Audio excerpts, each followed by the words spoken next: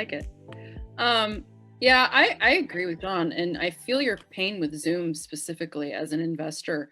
But I thought I really liked the examples that you provided, because I think it kind of is that classic example of, we say don't just focus on share price alone. You look at what's happening with the business.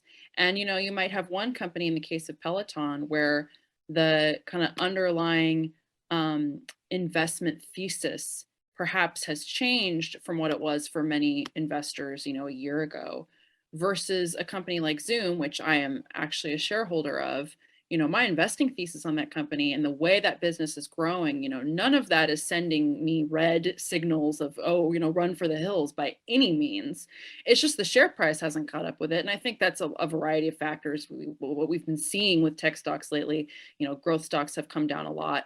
And then I just think overall sentiment in the market, I think a lot of people aren't sure where to price these companies. For me, it's been kind of the same thing with Teladoc, which I mentioned earlier. The business is still looking great. Yes, the company has a lot of debt on its balance sheet. That's from those two key acquisitions it made in 2020. But I firmly believe those will continue to reap dividends for its business, in the years ahead. But again, the stock, I actually got notified, it was up like 5% today, which, although the stock is still down about 70% over the last year, that little Is this the part where I'm supposed to shame you again about having your stock notifications still turned on? I don't check it. They just come to me and then I delete them. But sometimes I have to look. I purposely don't check my portfolio, but I do get, maybe you can. In fairness, Rachel, we use that for work too. So it's to be fair, I use it for work. That's primarily why. But how do you kind of differentiate? I think that the big difference between these kind of high flyers like Zoom, like Teladoc from earlier in the pandemic, and meme stocks, it comes down to the business. So when you have companies that were kind of famously memed, like GameStop and AMC, you had these massively overinflated valuations that were driven purely by retail investor hype, nothing else. It had absolutely zero to do with the quality of the underlying business.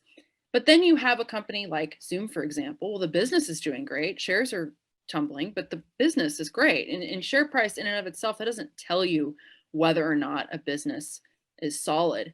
And one thing this kind of made me think of is a separate kind of topic in the investing world I've been reading of recently. I think a lot of this goes back to sometimes this faction of investors that are kind of chasing for the newest, brightest, shiny thing. And one thing I've been reading about recently that kind of struck me with this and sort of reminded me of the meme stock craze, and that there's been a bit of a come down from that in recent months, has been some of the craze around some of these more volatile, lesser known crypto assets. And I found this article today, and it was actually interviewing on Bloomberg, I believe, a therapist who specifically deals with what he terms crypto addicts. And this is not talking about long-term investors that are investing in Bitcoin or Ethereum, for example, along with a portfolio of other really great businesses. It's talking about these investors that will sometimes find the newest shiny crypto, even if they maybe don't understand fully what's behind it. It's very obscure in terms of what the business is.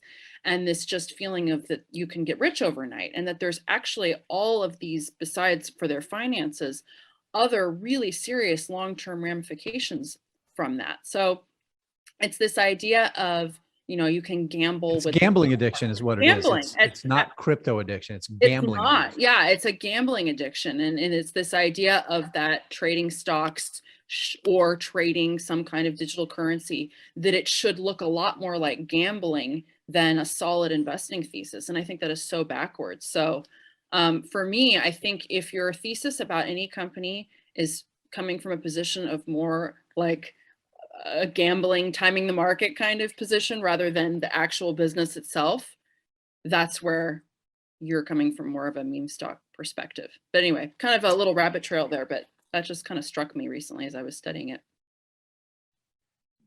It was a fun journey, Rachel.